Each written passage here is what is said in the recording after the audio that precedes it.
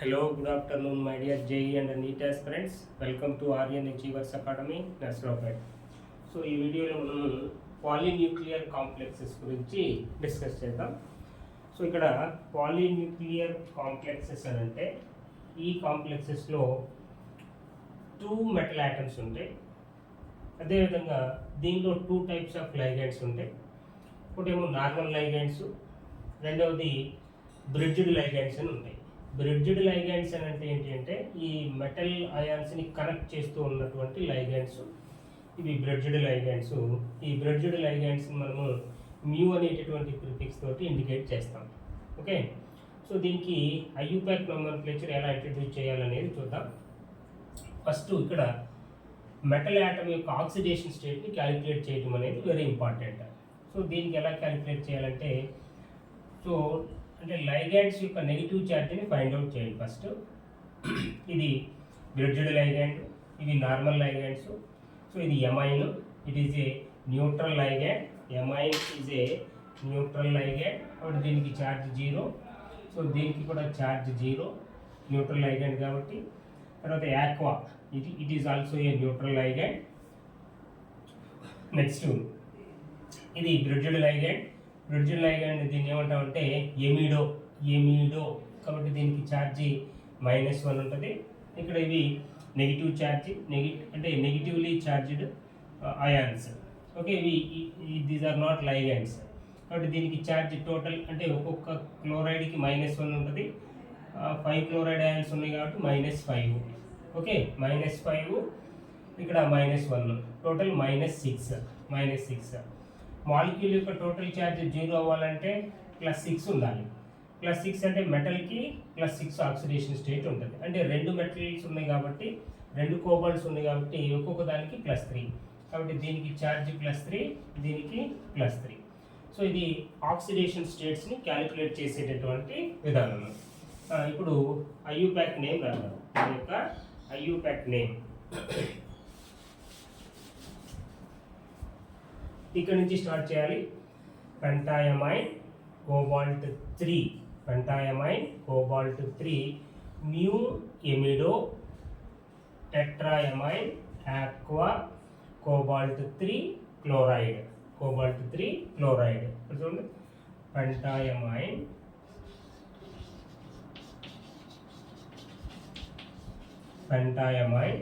Next metal atom cobalt 3. Next bridged ligand చెప్పాలి. Bridged లైగెండ్కి ముందు దానికి స్పెషల్ ప్రిఫిక్స్ ఉంటుంది, దాన్ని మ్యూ అనే లెటర్తో ఇండికేట్ చేస్తాం. మ్యూ ఎమిడో మరలా ఇక్కడ స్టార్ట్ చేయాలి. ఇప్పుడు ఈ 2 లైగెండ్స్ డిఫరెంట్ లైగెండ్స్ కాబట్టి ఆల్ఫాబెటికల్ ఆర్డర్లో రాస్తాం. Okay, tetraammine mu amido, టెట్రాయమైన్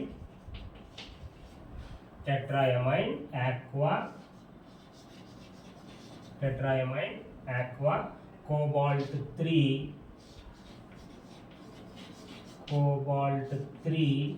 chloride, so ఇది పాలీన్యూక్లియర్ కాంప్లెక్స్కి ఐయుపాక్ నేమ్ ఇంట్రడ్యూస్ చేసేటటువంటి ప్రాసెస్. నెక్స్ట్ సెకండ్ వన్ చూడండి. సెకండ్ వన్ మనం కూడా ఇక్కడ ఫస్ట్ మెటల్ యొక్క ఛార్జ్ని ఫైండ్ అవుట్ చేయాలి, మెటల్ యొక్క ఆక్సిడేషన్ స్టేట్ని ఫైండ్ అవుట్ చేయాలి. సో ఇది న్యూట్రల్ లైగెండ్, ఇది కూడా న్యూట్రల్ లైగెండ్. కానీ ఇక్కడ బ్రిడ్జ్డ్ లైగెండ్ చూడండి. బ్రిడ్జ్డ్ లైగెండ్స్ ఏంటంటే ఇది ఎన్హెచ్ని ఓకే ఇమిడో అంటాము. దానికి ఛార్జీ -2. ఓకే, -2 ఉంటుంది. ఓకే, సో ఇక్కడ మనము దీని యొక్క ఛార్జీ +2 రాసాం, అంటే రిమైనింగ్ ఛార్జ్ అని అర్థం. ఓకే, సో దాన్ని ఎలా క్యాలిక్యులేట్ చేయాలో చూద్దాం. జనరల్గా కోబాల్ట్కి ఆక్సిడేషన్ స్టేట్ +3 ఉంటుంది. 2 కోబాల్ట్స్ కాబట్టి +6 ఉంటుంది. టోటల్ యొక్క ఈ రెండు మెటల్ అయాన్స్ యొక్క total oxidation state +6. Okay, so ఇది +6 అనుకుంటే దీనికి ఛార్జ్ ఎంత ఉంటుంది? ఇమిడో -2 ఎంత -4, అంటే ఎంత మిగిలింది? +2. ఆ మిగిలినటువంటి ఛార్జ్ ఇక్కడ రాస్తాం అన్నమాట. ఓకే, సో ఇప్పుడు దానికి నేమ్ ఇంట్రడ్యూస్ చేద్దాం. దాని యొక్క నేమ్ tetraamine,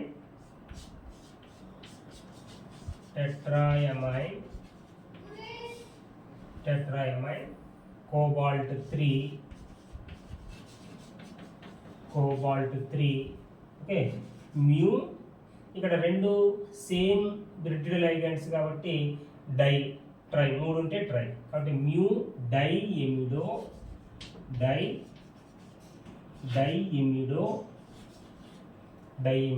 మళ్ళీ ఇటు నుంచి టెట్రాయమైన్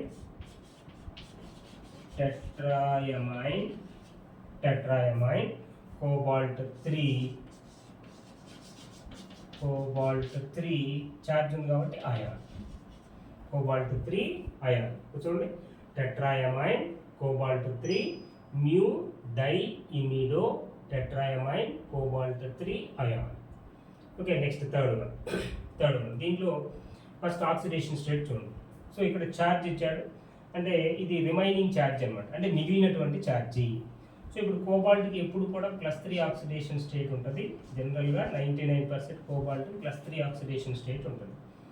ఓకే, ఇప్పుడు దీనికి ఇది ఎమిడో అంటే ఇది -1, హైడ్రాక్సోకి -1 అంటే +6. టోటల్ ఛార్జ్ అయితే ఇది +6, ఇది -2. ఈ రెండు బ్రిడ్జ్డ్ లైగండ్ కలిపి -2, దీనికి +6. సో ఎంత మిగిలింది? ఇంకా +4. ఆ మిగిలినటువంటి ఛార్జ్ ఇక్కడ రాస్తాను అన్నమాట. ఇప్పుడు దీని యొక్క నేమ్ రాయండి. టెట్రా ఆక్వా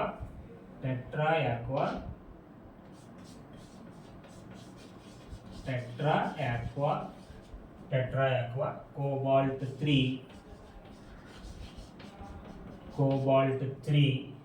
ఓకే, ఇప్పుడు వీటిని చెప్పేటప్పుడు కూడా ఇవి డిఫరెంట్ బ్రిడ్జ్డ్ లైగండ్స్ కాబట్టి ఆల్ఫాబెటికల్ ఆర్డర్లో చెబుతాం అనమాట. ఇప్పుడు ఆల్ఫాబెటికల్ ఆర్డర్లో ఇది హెచ్తో స్టార్ట్ అవుతుంది, హైడ్రాక్సో.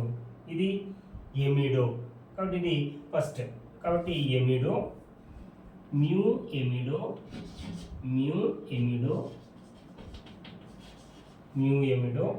Mu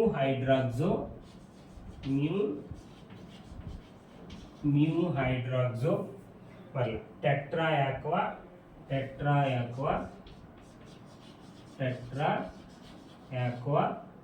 cobalt 3 ion. ఛార్జ్ ఉంది కాబట్టి ion, cobalt 3 ion. Okay, next ఇది చూద్దాం. సో ఇప్పుడు దీనిలో కూడా బ్రిడ్జ్డ్ లైగండ్స్ రెండు సేమే కాబట్టి డై ట్రై అనేటువంటి వర్డ్స్ని యూజ్ చేస్తాము. ఇప్పుడు దీని యొక్క ఆక్సిడేషన్ స్టేట్ చూడండి. ఆక్సిడేషన్ స్టేట్ OHకి -1, దీనికి -1. సో ఇటు సల్ఫేట్ ఉన్నది, సల్ఫేట్కి ఛార్జ్ -2 ఉంటుంది. రెండు సల్ఫేట్లు ఉంది కాబట్టి -4, -5, -6. టోటల్ ఎంత ఉన్నది? -6 ఉంది. టోటల్ 0 అవ్వాలంటే +6 ఉండాలి, +6 అంటే రెండు మెటల్స్ ఉన్నాయి కాబట్టి ఒక్కొక్క దానికి +3, ఇది +3. ఓకే, ఇప్పుడు దీని యొక్క నేమ్ ఇక్కడ నుంచి స్టార్ట్ చేయండి. టెట్రా ఆక్వా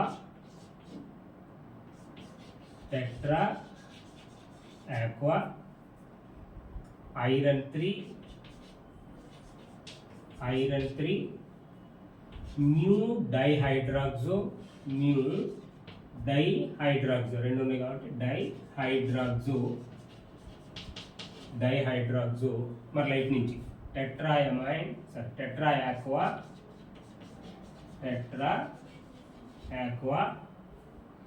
ఐరన్ 3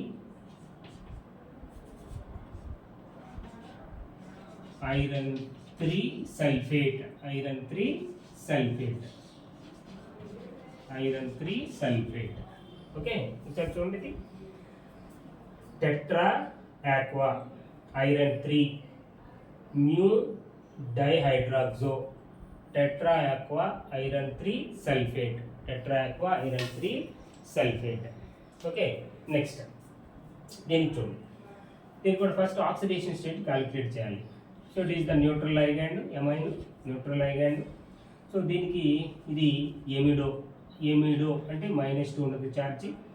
సో ఇప్పుడు ఇక్కడ O2 అనేది ఆక్సోనా, పెరాక్సోనా, సూపర్ ఆక్సోనా అనేది ఎలా చెప్పాలి అని అంటే దీని యొక్క ఆక్సిడేషన్ స్టేట్ని బేస్ చేసుకుని చెప్పడమే. సో ఇక్కడ దీనికి కోబాల్ట్ ఎప్పుడు కూడా +3 ఆక్సిడేషన్ స్టేట్ ఉంటుంది. ఇక్కడ రిమైనింగ్ ఛార్జ్ ఎంత ఉన్నది? +4 ఉంది. +4 రిమైనింగ్ ఛార్జీ +4. ఓకే, సో ఇక్కడ చూడండి దీనికి ఎప్పుడు -1, దీనికి -1. ఓకే, అప్పుడు ఛార్జ్ చూడండి మొత్తం ఎంత ఉన్నది?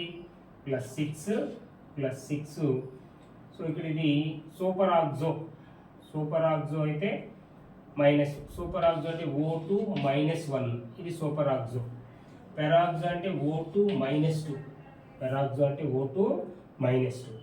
ఓకే, సో ఇప్పుడు ఇక్కడ ఇది -1 -2 -1 అంటే ఎంత అవుతుంది? -3. -3ను +6 అంటే +3, కానీ ఇక్కడ ఎంత మిగిలింది? +4 మిగిలింది. ఓకే, సో +4 మిగిలింది కాబట్టి సో ఇది సపోజ్ ఇది NH2 అంటే -1, ఇది ఎమిడో. NH2 అంటే -1, NH అయితే ఇమిడో -2. ఓకేనా, ఇది -1, ఇది కూడా -1. అప్పుడు చార్జ్ చూడండి ఎంత మిగులుతుంది? +4 మిగులుతుంది. ఓకే, దీనికి -1, దీనికి -1, దీన్ని ఏమంటాము? ఎమిడో. ఇది సూపర్ ఆక్సో. దీన్ని మనము పెరాక్సోగా తీసుకున్నాం అనుకోండి -2 వస్తుంది, అప్పుడు ఛార్జీ సరిపోదు అనమాట. సో కాబట్టి దీన్ని దేనిగా కన్సిడర్ చేయాలి? సూపర్ ఆక్సోగానే కన్సిడర్ చేయాలి. దీన్ని బేస్ చేసుకుని టెట్రాయమైన్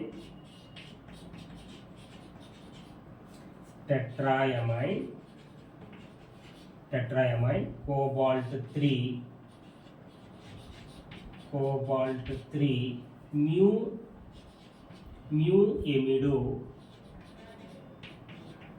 mu ఎమిడో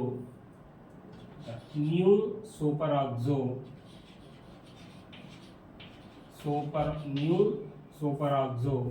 మరలా టెట్రాయమైన్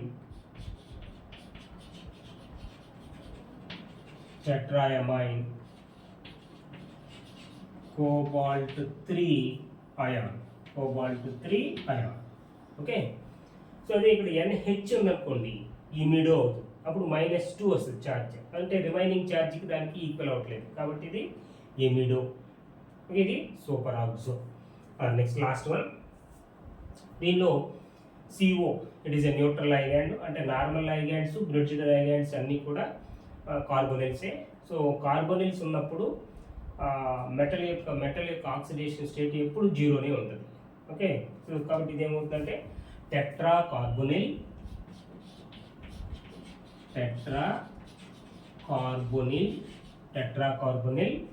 ఐరన్ 0 mu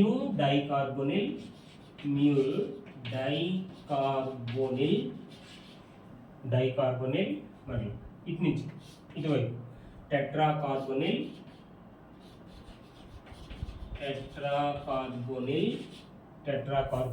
ఐరన్ 0.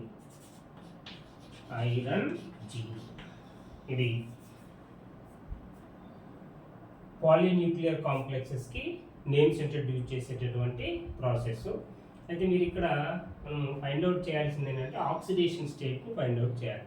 మెటల్ యొక్క ఆక్సిడేషన్ స్టేట్ని ఫైండ్ అవుట్ చేయటమే కొంచెం కన్ఫ్యూజ్గా ఉంటుంది.